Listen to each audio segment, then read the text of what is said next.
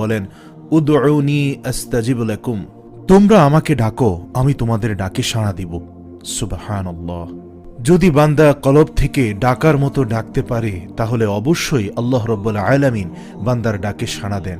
আপনার যা কিছু আছে সব কিছুর ক্ষেত্রে আপনি আল্লাহ রাব্বুল আলামিনের শরণাপন্ন হতে পারেন। আল্লাহ রাব্বুল আলামিন চাইলে খুশি হন, বান্দা চাইলে বেরাজ হন। আল্লাহর ধনভাণ্ডার অসীম, বান্দার ধনভাণ্ডার সীমিত। আল্লাহ রোগমুক্ত চিরঞ্জীব, বান্দা রোগযুক্ত মৃত্যুশীল। তাই সকল ক্ষেত্রে আল্লাহ রাব্বুল আলামিনের দরবারে আমরা চাইব, যিনি হাইয়ুল কাইয়ুম তথা চিরঞ্জীব, চিরস্থায়ী। অনেকে ভাবেন ক্ষুদ্রাতি ক্ষুদ্র বিষয় নিয়ে কি সকল কিছুই আল্লাহর কাছে চাইব? কিন্তু ইসলামী শরিয়া বলে অবশ্যই চাইবেন।